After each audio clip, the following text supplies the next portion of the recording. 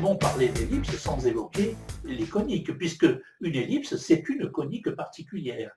Je vous rappelle qu'une conique est une courbe qui résulte de l'intersection d'un plan avec un cône. Alors, suivant l'inclinaison de ce plan, on obtient soit une ellipse, soit une parabole, soit une hyperbole. Abordons cette notion d'ellipse avec 4 définitions différentes, mais équivalentes, je vous rassure. Une première version avec un côté pratique, je dirais que c'est l'ellipse du paysagiste ou celle du menuisier. Ensuite, l'ellipse avec une équation cartésienne, ou bien l'ellipse avec un système d'équations paramétriques, et enfin l'ellipse vue comme une conique avec une relation fondamentale des coniques, où apparaît une notion fondamentale, elle aussi, l'excentricité. Dans un premier temps, nous allons préciser les notations que nous allons adopter.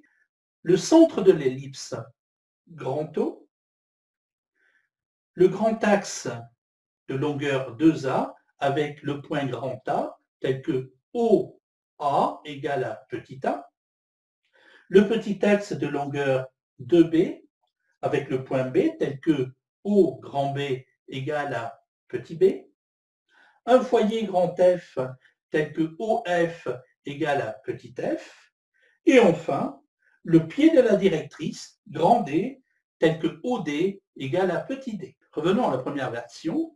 L'ellipse est l'ensemble des points dont la somme des distances à deux points particuliers appelés foyers est constante. Cette constante, je vais l'appeler 2A. Comment tracer une ellipse dans un rectangle? C'est bien ce qui intéresse le jardinier ou bien le menuisier.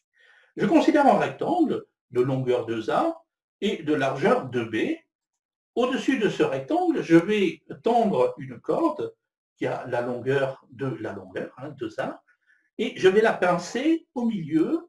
Ensuite, je vais faire retomber les deux extrémités, bien entendu, au milieu du rectangle qui va me donner les points F et F'. Ces points-là seront mes deux foyers. Je garde la corde tendue, je remplace mon doigt par un crayon ou un marqueur, et ainsi, en gardant la corde tendue, je vais tracer, comme vous voyez, mon ellipse. C'est très, très, très pratique et simple. Bon, maintenant, nous allons passer à l'équation cartésienne de cette ellipse, c'est-à-dire une relation entre les coordonnées d'un point quelconque sur l'ellipse. Je commence par voir ce que ça me donne avec le point B, la corde tendue. Chaque côté de corde est le même, donc ici vous avez BF' qui est égal à A, un triangle rectangle, A au carré égale à F au carré plus B au carré.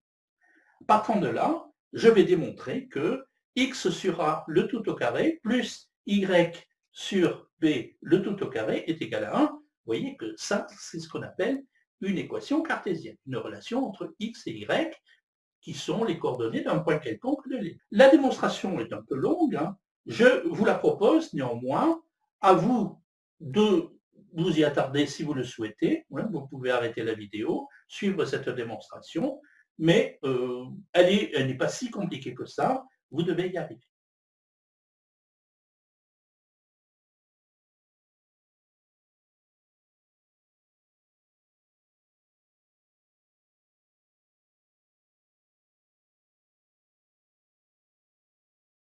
Voyons maintenant un système d'équations paramétriques à partir de l'équation cartésienne.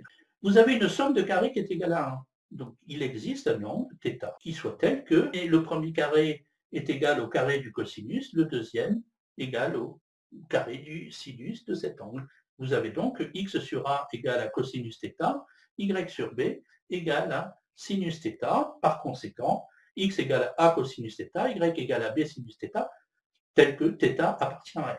On aurait tendance à croire que cet angle θ, c'est l'angle AOM. Non, attention, ce n'est pas le même. Vous voyez que A cosinus θ, vous allez le retrouver avec un cercle de rayon A et B sinus θ dans un cercle de rayon petit b. Avec, bon, on suppose que petit a est plus grand que petit b.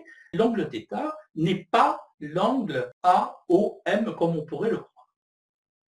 Venons-en maintenant à la relation fondamentale des coniques, à savoir que une conique est l'ensemble des points dont le rapport de la distance de ce point à un foyer, à un autre point donc, divisé par la distance de ce point à une droite que j'appelle directrice. Ce rapport est une constante E qui s'appelle excentricité. E égale, comme vous voyez, MF sur MH. Lorsque cette excentricité est comprise entre 0 et 1, on a une ellipse. Lorsque l'excentricité est égale à 1, nous avons une parabole. Et enfin, lorsque l'excentricité est supérieure à 1, vous avez une hyperbole. Je vous propose maintenant, à partir de cette relation fondamentale, E égale à MF sur MH égale à constante, de retrouver notre équation cartésienne de l'ellipse. Pour cela, je vais prendre deux cas particuliers. Lorsque le point M se trouve confondu avec le point B, comme vous voyez, la distance à la directrice est tout simplement D, ou D, donc, c'est la même chose, et la distance du point M au foyer n'est autre que petit a. On l'a vu tout à l'heure, avec la corde tendue, les deux côtés mesuraient petit a. Nous avons donc l'excentricité qui est égale à A sur D.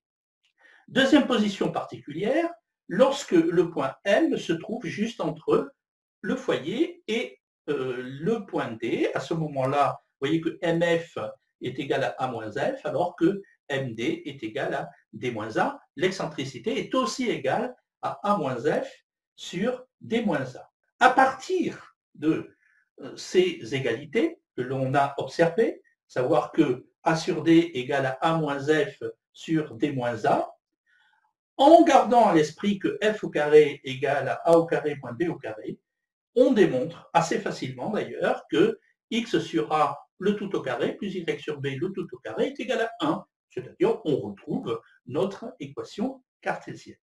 La démonstration, je ne vais pas la détailler, mais comme tout à l'heure, je vous la propose, à vous d'arrêter la vidéo et de l'observer tranquillement. Vous allez me dire, oui, mais tout ça, c'est un cas particulier. L'ellipse que vous prenez, c'est une ellipse de centre l'origine du repère, et le grand axe est aligné sur l'axe des abscisses. Bon, on va prendre un cas plus général, avec un point oméga, centre de l'ellipse, de coordonnées alpha et bêta, et un grand axe qui fait un angle θ avec l'axe des abscisses. Dans ce cas-là, eh bien, on se ramène au problème initial, tout simplement par translation de vecteurs O oméga et par une rotation avec la matrice de rotation d'angle θ classique. Alors vous allez me dire, tout ça c'est bien compliqué. Moi je vais vous répondre non, bien entendu, et je vais vous proposer ce schéma très simple où vous avez un petit peu tous les éléments essentiels de l'ellipse qui apparaissent. La directrice, un foyer, la distance du foyer à l'origine égale à petit f, la distance de la directrice à l'origine, petit d, le grand axe égale à 2a, le petit axe égale à 2b. On a supposé, bien entendu, que a était supérieur ou égal à b. Lorsque a égale à b, nous avons un cercle. À partir de a et de b, a et b connus, hein, c'est mon rectangle d'origine. À partir de a et de b, je peux calculer f égale à racine carrée de a au carré moins b au carré. F étant connu, je calcule E égale à F sur A. E étant connu, je calcule D égale à A sur E. Et c'est gagné. On a tous les éléments. Alors, une dernière propriété très intéressante, les deux foyers se réfléchissent surtout au miroir tangent. Alors, ça veut dire quoi? Ça veut dire que si vous prenez en un point que je vais appeler M, si je prends la tangente en ce point, si je colle dessus un miroir, vous avez, si vous lancez un trait lumineux à partir de F sur ce miroir, eh bien, il va arriver au point F'. Ça veut dire tout simplement que l'angle de la tangente avec le vecteur MF est égal à l'angle de la tangente avec le vecteur MF'. Alors, j'aurais pu vous proposer une démonstration, elle est un peu longue, c'est très calculatoire. Je vous invite à le faire. Ce n'est pas compliqué, il suffit de démontrer que les cosinus des deux angles sont les mêmes. Je vous rappelle que pour calculer le cosinus d'un angle très très simple, il suffit de prendre le produit scalaire de deux vecteurs divisé par le produit des normes de ces vecteurs. Vous faites ça de chaque côté, vous obtenez des valeurs égales. Et je vous remercie pour votre attention.